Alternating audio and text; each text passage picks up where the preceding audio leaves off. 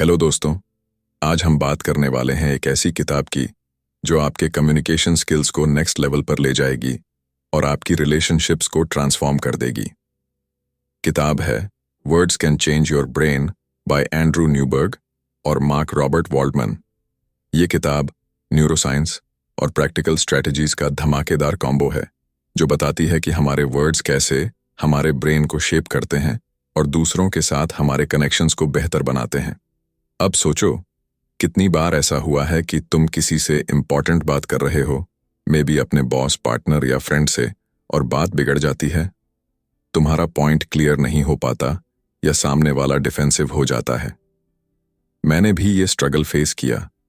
Freelancing के दौरान एक क्लाइंट के साथ डिस्कशन में मैंने इतनी फास्ट बात की कि वो कंफ्यूज्ड हो गए और प्रोजेक्ट ऑलमोस्ट कैंसिल हो गया।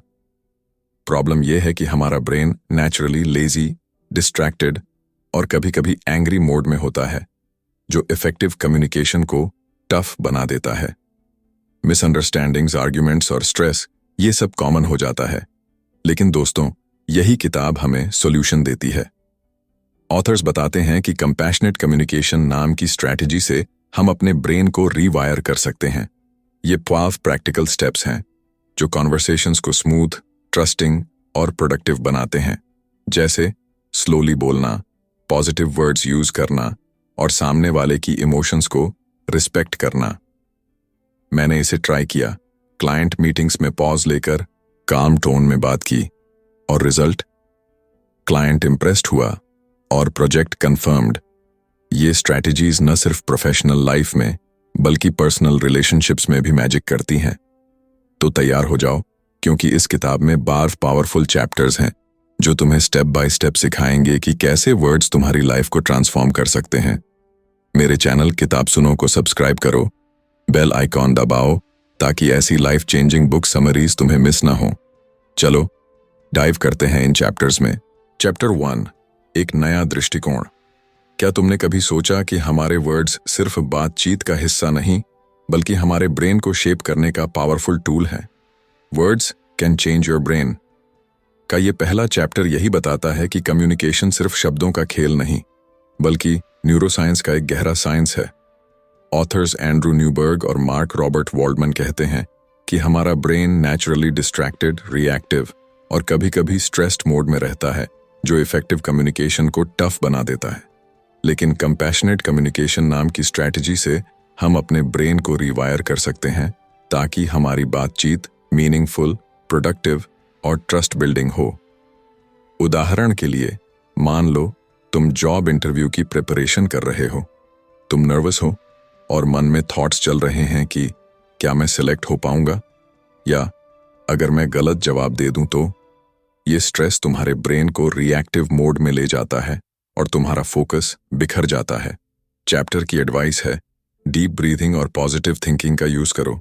इससे ब्रेन का स्ट्रेस रिस्पॉन्स काम होता है और तुम कॉन्फिडेंट होकर कम्युनिकेट कर पाते हो। मैंने इसे पर्सनली ट्राई किया। एक बड़ी प्रेजेंटेशन से पहले मैं सुपर नर्वस था, दिल की धड़कन फास्ट और माइंड ब्लैंक। फिर मैंने 60 सेकंड्स के लिए डीप ब्रीदिंग की, slow inhale, slow exhale. Result, मेरा माइंड क्लियर हुआ, फोकस ऑन पॉइंट रहा और प्रेजेंटेशन हिट हो गई। लेकिन हाँ, मैंने गलतियां भी की। शुरू में मैंने सोचा कि बेस बोलना तो आता ही है, टेक्निक की क्या जरूरत। लेकिन क्लाइंट मीटिंग्स में मेरी फास्ट टॉकिंग और इम्पेशंस की वजह से मिसअंडरस्टैंडिंग्स हो गए। कम्युनिकेशन को साइंस की तरह ट्रीट करो। ब्रेन को काल्म और फोकस्ड रखने के लिए कॉन्शियस एफर्ट चाहिए। एक स्मार्ट टिप है, कॉन्वर्सेशन से पहले 30 सेकंड्स पॉज लो। चाहे वो इंटरव्यू हो, टीम मीटिंग हो या फैमिली डिस्कशन, ये पॉज तुम्हारे थॉट्स को ऑर्गेनाइज करता है। मैंने इसे क्लाइंट कॉल्स में अप्लाई किया। कॉल से पहले 30 सेकंड्स ब्रीदिंग और पॉजिटिव एफर्मेशन बोला, मैं क्लियर और कॉन्फिडेंट हूं। रिजल्ट, कॉन्वर्सेशन स्मूथ और इंपैक्टफुल हुआ। कंपैशनेट कम्युनिकेशन तुम्हारे ब्रेन को रीप्रोग्राम करता है ताकि तुम हर सिचुएशन में बेटर कनेक्ट कर सको, चाहे करियर गोल्स हो, पर्सनल रिलेशनशिप्स हो या सेल्फ कॉन्फिडेंस। ये स्ट्रैटेजी तुम्हें अनस्टॉपेबल बनाएगी। मेरे वर्ड्स मेरी ताकत हैं और मैं उन्हें स्मार्टली यूज करता हूं। चैप्टर 2, उपस्थित रहना। कितनी बार ऐसा हुआ कि तुम किसी से बात कर रहे हो लेकिन तुम्हारा माइंड कहीं और भटक रहा है? चैप्टर का कोर मैसेज है, अगर तुम कॉन्वर्सेशन में फुली प्रेजेंट नहीं हो तो कम्युनिकेशन का जादू फीका पड़ जाता है। ऑथर्स कहते हैं, सामने वाले की बात को जेन्युइनली सुनो, उनकी इमोशंस को ऑब्जर्व करो और डिस्ट्रैक्शंस को दूर रखो। प्रेजेंट रहने से तुम ट्रस्ट बिल्ड करते हो और रिलेशनशिप्स डीपर होती हैं। उदाहरण के लिए, मान लो तुम फैमिली डिनर पर हो। अगर तुम मोबाइल में नोटिफिकेशंस चेक करते रहोगे तो सामने वाले को लगेगा कि तुम इंटरेस्टेड नहीं हो। मैंने भी ये मिस्टेक की। पहले मैं डिनर टेबल पर मोबाइल स्क्रॉल करता रहता था और फैमिली कॉन्वर्सेशंस सरफेस लेवल रहते थे। फिर मैंने चैप्टर की एडवाइस अपनाई। मैंने मोबाइल को साइड में रखा, वाईफाई ऑफ किया और जेन्युइनली सुना कि मेरे पेरेंट्स या सिबलिंग्स क्या शेयर कर रहे हैं। रिजल्ट, कॉन्वर्सेशंस मीनिंगफुल हुए और बॉन्डिंग स्ट्रांग हो गई। लेकिन शुरू में यह आसान नहीं था। मेरा माइंड बार बार फोन या पेंडिंग टास्क्स की तरफ भागता था। चैप्टर की एक की टिप है, माइंडफुलनेस प्रैक्टिस करो। कॉन्वर्सेशन शुरू होने से पहले 10 सेकंड्स के लिए सराउंडिंग्स को नोटिस करो, जैसे रूम की वाइब, सामने वाले का टोन। मैंने इसे क्लाइंट मीटिंग्स में ट्राई किया। मीटिंग से पहले मैंने क्लाइंट के बॉडी लैंग्वेज और टोन को ऑब्जर्व किया।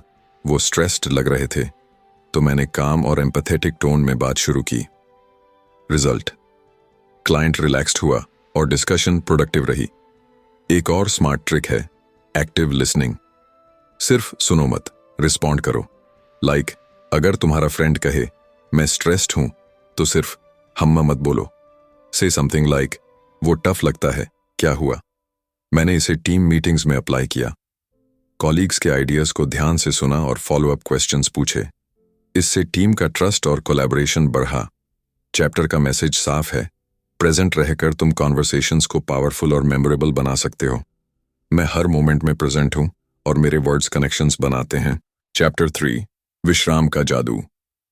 क्या तुमने कभी नोटिस किया कि जब तुम स्ट्रेस में होते हो तो तुम्हारी कम्युनिकेशन कितनी स्कैटर्ड और वीक हो जाती है? Words can change your brain का ये चैप्टर बताता है कि अगर तुम कॉन्वर्सेशन से पहले रिलैक्स्ड स्टेट में हो तो तुम्हारी बातें न सिर्फ क्लियर होंगी बल्कि सामने वाले पर गहरा इम्पैक्ट भी डालेंगी। ऑथर्स एंड्रू न्यूबर्ग और मार्क रॉबर्ट वॉल्डमैन कहते हैं कि स्ट्रेस में हमारा ब्रेन फाइट और फ्लाइट मोड में चला जाता है, जिससे फोकस टूटता है और वर्ड्स का फ्लो बिगड़ जाता है। सॉल्यूशन, कॉन्वर्सेशन से पहले रिलैक्स करो। सिंपल टेक्निक्स जैसे यॉर्निंग, डीप ब्रीदिंग या स्ट्रेचिंग तुम्हारे ब्रेन को काम और फोकस्ड बनाती हैं। उदाहरण के लिए, मान लो तुम क्लाइंट कॉल की प्रिपरेशन कर रहे हो। तुम नर्वस हो और मन में थॉट्स चल रहे हैं कि क्या मैं इंप्रेस कर पाऊंगा। चैप्टर की एडवाइस है, कॉल से 2 मिनट पहले डीप ब्रीदिंग ट्राई करो। स्लो इनहेल, होल्ड और स्लो एक्सहेल। इससे ब्रेन में ऑक्सीजन फ्लो बढ़ता है और स्ट्रेस हार्मोन्स कम होते हैं। मैंने इसे पर्सनली एक्सपीरियंस किया। एक हाई स्टेक्स क्लाइंट कॉल से पहले मैं सुपर टेंस्ड था, पल्स रेसिंग और आइडियाज बिखरे हुए। फिर मैंने यॉर्निंग टेक्निक ट्राई की। हाँ, थोड़ा ऑकवर्ड लगा, लेकिन 3 यॉन्स के बाद ब्रेन रिलैक्स्ड हो गया। रिजल्ट, कॉल सुपर स्मूथ गई और क्लाइंट ने मेरी क्लैरिटी की तारीफ की। लेकिन हाँ, मैंने गलतियां भी की। पहले मैं सोचता था कि स्ट्रेस में भी तो काम हो जाता है, रिलैक्सेशन की क्या जरूरत। लेकिन स्ट्रेस में मेरी फास्ट टॉकिंग और इम्पेशंस की वजह से टीम मीटिंग्स में मिसअंडरस्टैंडिंग्स हो जाते थे। चैप्टर की एक स्मार्ट टिप है, माइक्रो ब्रेक्स लो। इवन 30 सेकंड्स ऑफ स्ट्रेचिंग और closing your eyes can recharge your brain. मैंने इसे जॉब इंटरव्यू प्रिपरेशन में अप्लाई किया। मॉक इंटरव्यू से पहले मैं 1 मिनट डेस्क पर बैठकर डीप ब्रीदिंग करता और विजुअलाइज करता कि मैं कॉन्फिडेंटली जवाब दे रहा हूं। रिजल्ट, एक्चुअल इंटरव्यू में मेरा टोन काम और आंसर्स ऑन पॉइंट थे। एनवायरनमेंट को रिलैक्सिंग बनाओ। ब्राइट लाइट्स या नॉइजी सराउंडिंग्स स्ट्रेस ट्रिगर करते हैं। मैंने अपने वर्क स्पेस में सॉफ्ट लाइटिंग और काल्मिंग म्यूजिक ऐड किया। क्लाइंट कॉल्स के दौरान ये वाइब मेरे माइंड को फोकस्ड और पॉजिटिव रखती थी। चैप्टर का मैसेज साफ है, रिलैक्सेशन तुम्हारी कम्युनिकेशन का सीक्रेट वेपन है। चाहे प्रेजेंटेशन हो, फैमिली डिस्कशन हो या नेगोशिएशन, रिलैक्स्ड माइंड तुम्हें अनस्टॉपेबल बनाएगा। मैं अपने ब्रेन को काम रखता हूं और मेरे वर्ड्स मैजिक करते हैं। चैप्टर 4, संक्षिप्त बोलो। क्या तुमने कभी लंबी घुमावदार स्पीचेस सुनी जो अटेंशन खो देती हैं? चैप्टर का कोर मैसेज है, अगर तुम्हें इम्पैक्टफुल कम्युनिकेशन चाहिए तो संक्षिप्त और क्लियर बोलो। ऑथर्स कहते हैं कि ब्रेन सिर्फ 20-30 सेकंड्स तक कॉन्सेंट्रेटेड रहता है। अगर तुम इससे ज्यादा लंबा बोलते हो तो सामने वाला बोर्ड या डिस्ट्रैक्टेड हो जाता है। सॉल्यूशन, शॉर्ट क्रिस्प पॉइंट्स बनाओ और अननेसेसरी डिटेल्स अवॉइड करो। उदाहरण के लिए, मान लो तुम टीम मीटिंग में अपडेट दे रहे हो। अगर तुम 5 मिनट तक प्रोजेक्ट की हिस्ट्री और माइनर डिटेल्स बताते रहोगे तो टीम का फोकस खो जाएगा। चैप्टर की एडवाइस है, मेन पॉइंट्स को 20-30 सेकंड्स में समराइज करो। मैंने इसे पर्सनली ट्राई किया। पहले मेरी टीम मीटिंग्स में मैं लंबे लंबे एक्सप्लेनेशंस देता था और कॉलीग्स मिडवे में मोबाइल चेक करने लगते थे। फिर मैंने कंसाइज अप्रोच अपनाया, अपडेट्स को 3 की पॉइंट्स में लिमिटेड किया। हमने ये अचीव्ड, ये चैलेंजेस हैं और नेक्स्ट स्टेप्स ये हैं। रिजल्ट, टीम का एंगेजमेंट बढ़ गया और मीटिंग 30 मिनट से घटकर 15 मिनट की हो गई। लेकिन शुरू में ये आसान नहीं था। मेरा माइंड हर डिटेल शेयर करने को पुश करता था। सोचता था, क्या पता टीम को फुल कॉन्टेक्स्ट चाहिए। चैप्टर की एक की टिप है, रिहर्स ब्रेविटी। कॉन्वर्सेशन से पहले मेंटली प्रिपेयर करो कि क्या बोलना है। मैंने क्लाइंट पिचेस के लिए 30 सेकंड स्क्रिप्ट्स लिखे, लाइक मेरी सर्विस ये बेनिफिट्स देती है और ये रिजल्ट्स लाएगी। इससे क्लैरिटी बढ़ी और क्लाइंट्स इंप्रेस्ड हुए। पॉजेस का यूज करो। शॉर्ट सेंटेंसेस के बाद 1-2 सेकंड पॉज लो। इससे सामने वाले को प्रोसेस करने का टाइम मिलता है। मैंने पब्लिक स्पीकिंग में इसे अप्लाई किया। लॉन्ग पैराग्राफ्स की बजाय शॉर्ट बर्स्ट्स में बोला और पॉजेस ऐड किए। रिजल्ट, ऑडियंस ग्लूड रही और फीडबैक में क्लैरिटी की तारीफ मिली। चैप्टर का मैसेज है, ब्रेविटी तुम्हारी कम्युनिकेशन को पावरफुल और मेमोरेबल बनाती है। मैं कम बोलता हूं लेकिन इम्पैक्टफुल बोलता हूं। चैप्टर 5, सकारात्मक भाषा। हमारे शब्द सामने वाले के ब्रेन पर कितना गहरा असर डालते हैं।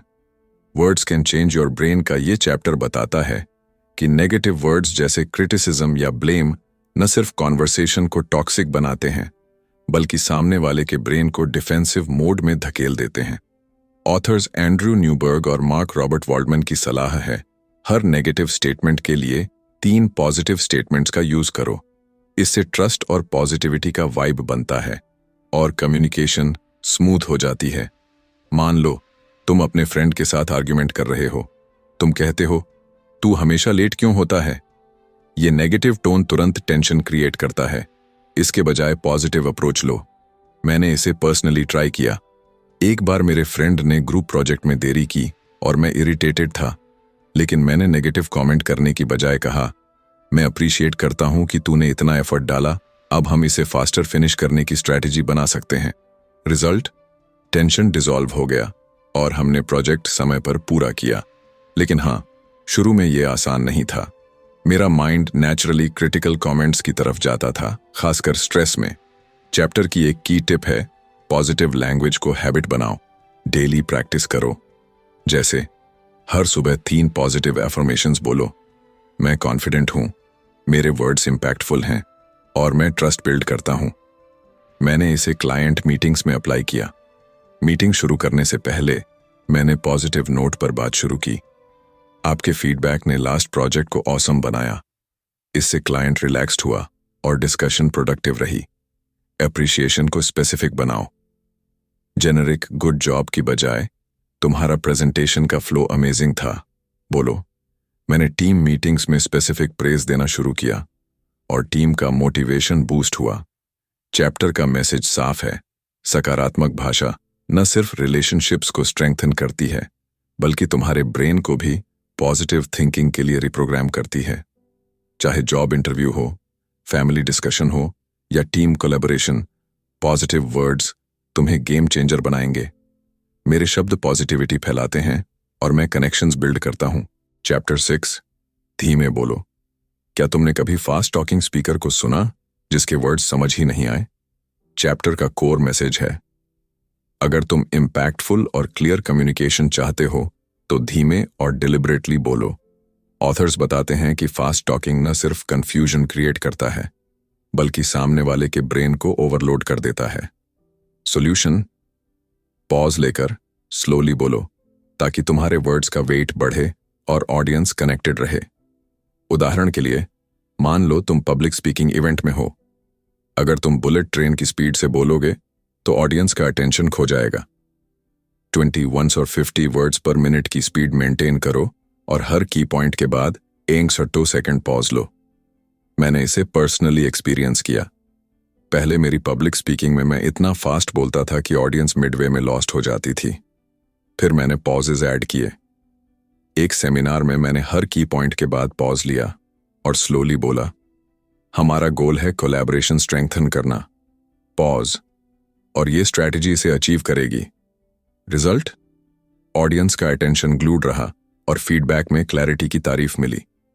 लेकिन शुरू में स्लो स्पीकिंग अननेचुरल लगा। मेरा माइंड जल्दी जल्दी सब कुछ कवर करने को पुश करता था। चैप्टर की एक की टिप है, practice with a metronome. Slow rhythm में बोलने की हैबिट डालो। मैंने मोबाइल ऐप यूज करके 130 वर्ड्स पर मिनट की स्पीड प्रैक्टिस की। क्लाइंट प्रेजेंटेशंस में स्लो स्पीकिंग ने मेरा कॉन्फिडेंस और क्लैरिटी बढ़ाई। वोकल वैरायटी, मोनोटोन से बचो। कीवर्ड्स को एम्फसाइज करो और टोन में वार्मथ ऐड करो। मैंने टीम मीटिंग्स में इसे ट्राई किया। इंपॉर्टेंट अपडेट्स को स्लो और वार्म टोन में बोला और कैजुअल पॉइंट्स को लाइट टोन में। रिजल्ट, टीम एंगेज्ड रही और डिस्कशंस लाइवली हो गईं। चैप्टर का मैसेज है, स्लो स्पीकिंग तुम्हारे वर्ड्स को पावर और प्रेजेंस देता है। चाहे नेगोशिएशन हो, टीचिंग हो या स्टोरी टेलिंग, धीमे बोलकर तुम कॉन्वर्सेशंस को मेमोरेबल बना सकते हो। मैं धीमे बोलता हूं और मेरे वर्ड्स हार्ट्स को टच करते हैं। चैप्टर 7, जवाब दो, विषय न बदलो। इम्पैक्टफुल कम्युनिकेशन का एक गोल्डन रूल है, कॉन्वर्सेशन में रेलेवेंट रहो। ऑथर्स एंड्रू न्यूबर्ग और मार्क रॉबर्ट वॉल्डमन कहते हैं कि सामने वाले की बात का जेन्युइन रिस्पॉन्स दो, उनकी कंसर्न्स या आइडियाज को एक्नॉलेज करो और अपनी बात को फोर्सफुली थोपने की कोशिश मत करो। इससे ट्रस्ट बिल्ड होता है और डिस्कशन मीनिंगफुल बनती है। उदाहरण के लिए, मान लो तुम क्लाइंट फीडबैक सेशन में हो। अगर क्लाइंट कहे, आपका लेटेस्ट प्रोजेक्ट थोड़ा डिलेड था, और तुम तुरंत अपनी अचीवमेंट्स गिनाने लगो तो क्लाइंट इग्नोर्ड महसूस करेगा। चैप्टर की एडवाइस है, उनकी कंसर्न को एड्रेस करो। मैंने इसे पर्सनली अप्लाई किया। एक क्लाइंट ने मेरे फ्रीलांसिंग वर्क पर फीडबैक दिया कि डिलीवरी टाइमलाइन में इशू था। पहले मैं डिफेंसिव होकर एक्सक्यूजेस देता, लेकिन इस बार मैंने कहा, आपके फीडबैक के लिए थैंक्स, मैं अग्री हूं कि टाइमलाइन टाइट था। नेक्स्ट प्रोजेक्ट में मैं एक्स्ट्रा बफर ऐड करूंगा। रिजल्ट, क्लाइंट ने मेरी ऑनेस्टी अप्रिशिएट की और ट्रस्ट बढ़ गया। लेकिन हाँ, मैंने गलतियां भी की। पहले मैं कॉन्वर्सेशंस में इतना एक्साइटेड हो जाता था कि क्लाइंट की बात सुनने की बजाय अपनी स्ट्रैटेजी पिच करने लगता। रिजल्ट, मिसअंडरस्टैंडिंग्स और लॉस्ट अपॉर्चुनिटीज। एक्टिव लिसनिंग, सामने वाले की बात को समराइज करके रिपीट करो। लाइक, तो आप कह रहे हैं कि टाइमलाइन इश्यू था, राइट? मैंने इसे टीम मीटिंग्स में ट्राई किया। कोलीग्स के सजेशंस को रिपीट और क्लैरिफाई किया। जैसे, तुम्हारा पॉइंट है कि सोशल मीडिया कैंपेन को सिंप्लीफाई करें।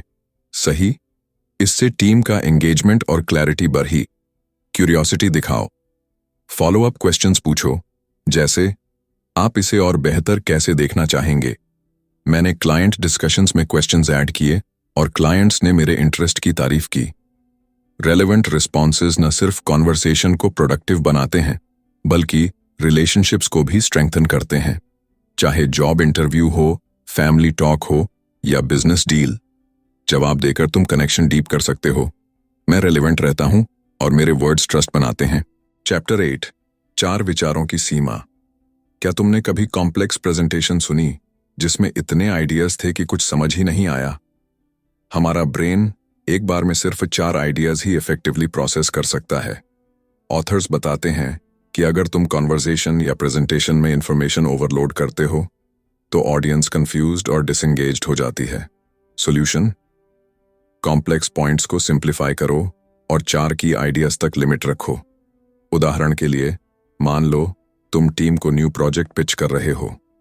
अगर तुम 10 different aspects, budget, timeline, resources, risks, benefits एक साथ एक्सप्लेन करोगे तो टीम लॉस्ट हो जाएगी।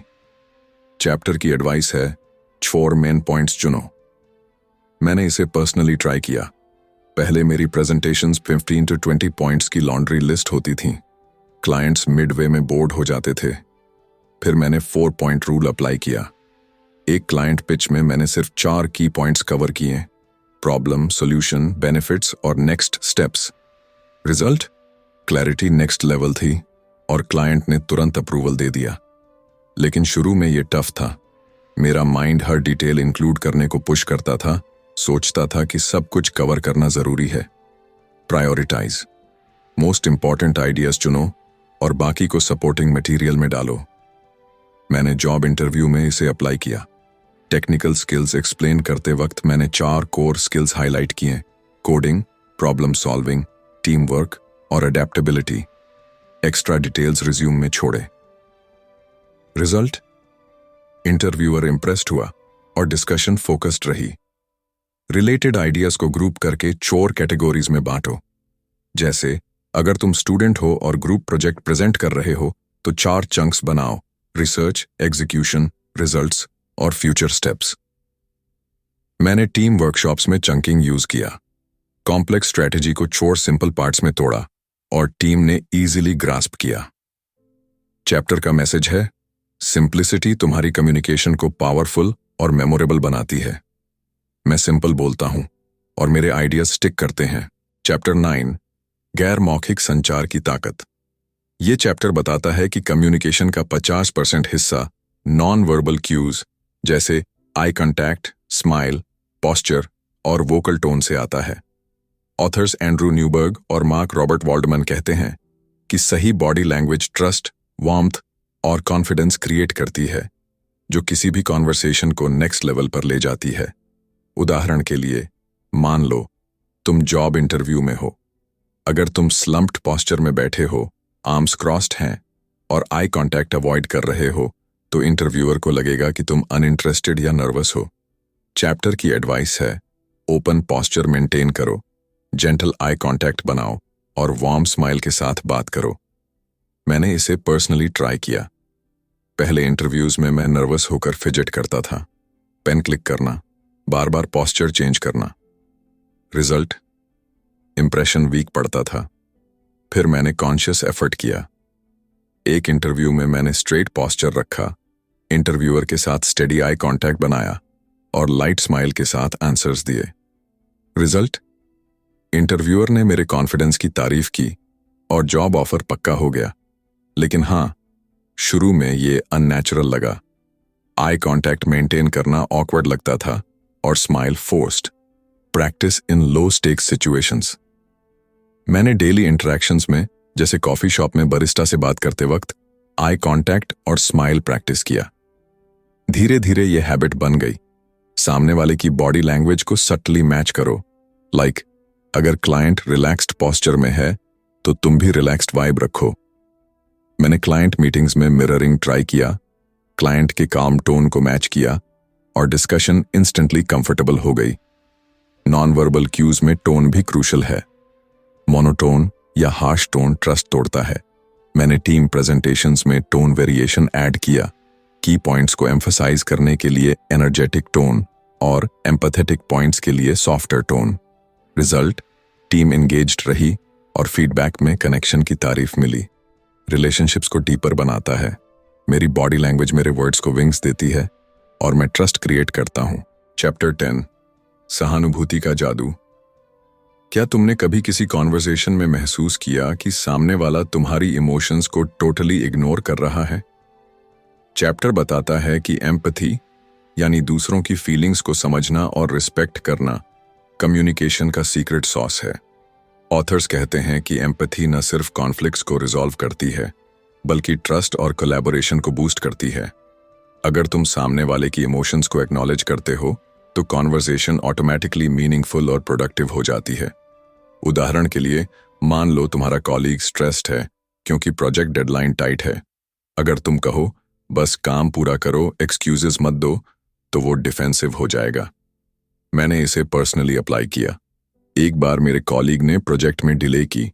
मैं इरिटेटेड था, लेकिन मैंने एम्पैथी अप्रोच लिया।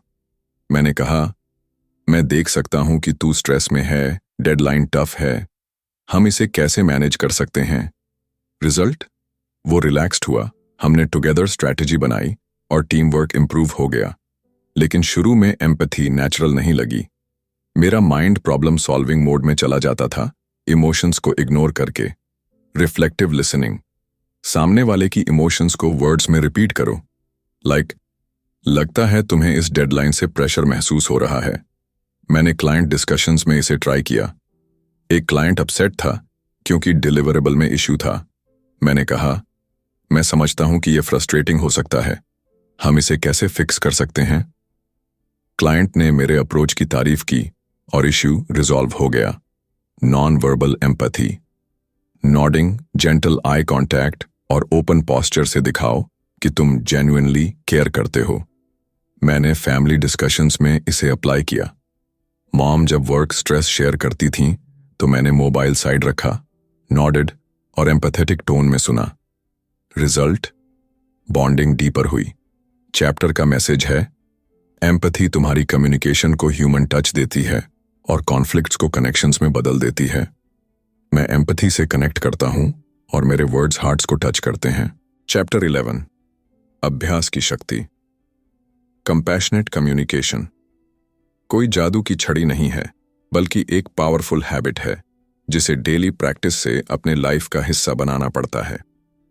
ऑथर्स एंड्रू न्यूबर्ग और मार्क रॉबर्ट वॉल्टमन कहते हैं कि जैसे फिटनेस के लिए जिम में डेली वर्कआउट करते हो, वैसे ही ब्रेन को कंसिस्टेंट प्रैक्टिस से रीप्रोग्राम कर सकते हो।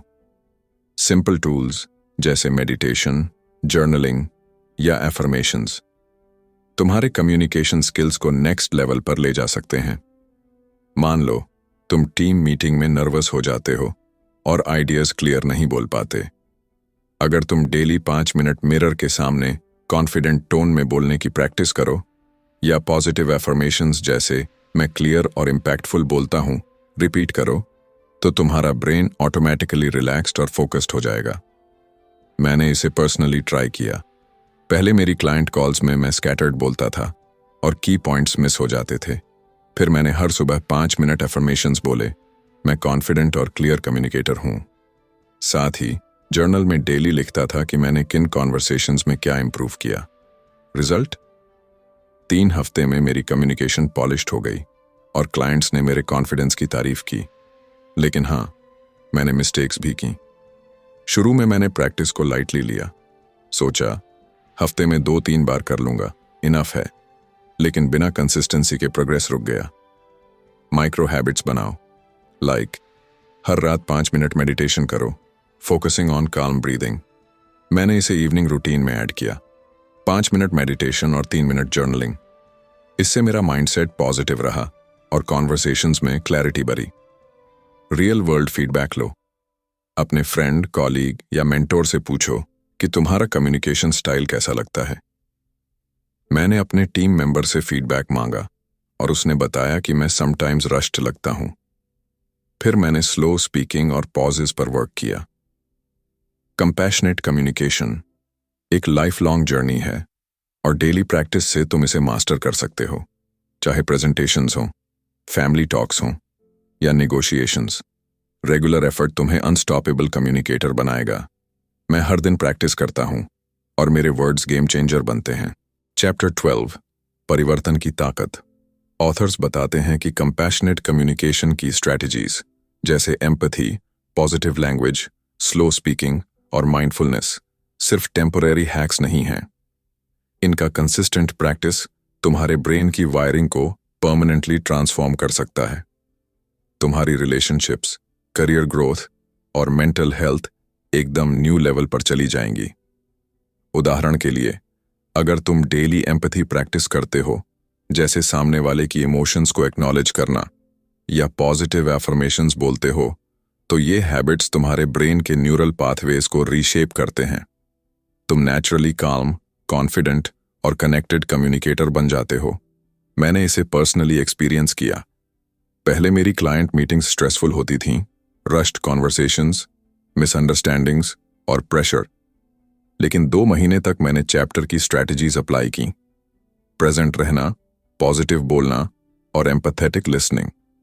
रिजल्ट, मेरी मीटिंग्स प्रोडक्टिव और एंगेजिंग हो गईं और 2 क्लाइंट्स ने लॉन्ग टर्म प्रोजेक्ट साइन किए। इतना ही नहीं, मेरे फैमिली बॉन्ड्स भी स्ट्रॉन्गर हुए।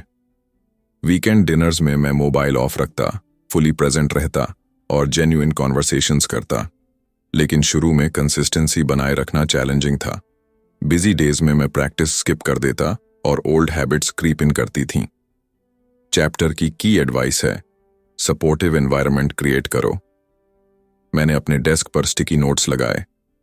Breathe, connect, listen. मोबाइल में डेली मेडिटेशन ऐप यूज किया और 10 मिनट बेड टाइम रूटीन बनाई।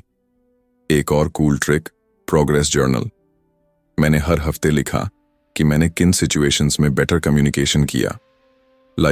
एक क्लाइंट कॉल में मैंने टफ फीडबैक को कामली लिया, एम्पैथाइज्ड और सॉल्यूशन दिया। जर्नलिंग ने मुझे मोटिवेटेड रखा। कंपैशनेट कम्युनिकेशन तुम्हारी लाइफ को रीडिफाइन कर सकता है। ये स्ट्रेस को कम करता है, मेंटल क्लैरिटी बढ़ाता है और रिलेशनशिप्स को मीनिंगफुल बनाता है। ऑथर्स कहते हैं कि 6-12 महीने की डेडिकेटेड प्रैक्टिस से तुम्हारा ब्रेन परमानेंटली एम्पैथेटिक और पावरफुल कम्युनिकेटर बन सकता है। मेरे लिए 2 महीने ने मेरे करियर और पर्सनल लाइफ को टोटली ट्रांसफॉर्म कर दिया। फाइनल टेक अवे, तुम्हारे वर्ड्स तुम्हारी डेस्टिनी शेप करते हैं। मैं अपने वर्ड्स से अपनी फ्यूचर क्रिएट करता हूं। 12 चैप्टर्स, 12 लाइफ चेंजिंग स्ट्रैटेजीज। दोस्तों, ये किताब तुम्हें सिखाएगी कि कैसे वर्ड्स तुम्हारी सक्सेस और हैप्पीनेस का की बन सकते हैं। मेरे चैनल किताब सुनो को ज्वाइन करो ताकि ऐसी पावरफुल बुक्स की समरीज तुम तक पहुंचती रहें। कमेंट्स में शेयर करो कि तुम कौन सा स्ट्रैटेजी आज से ट्राई करने वाले हो, मे बी स्लो स्पीकिंग या पॉजिटिव वर्ड्स। वीडियो को लाइक, शेयर और फ्रेंड्स के साथ स्प्रेड करो। मिलते हैं अगले वीडियो में एक और ट्रांसफॉर्मेटिव बुक के साथ।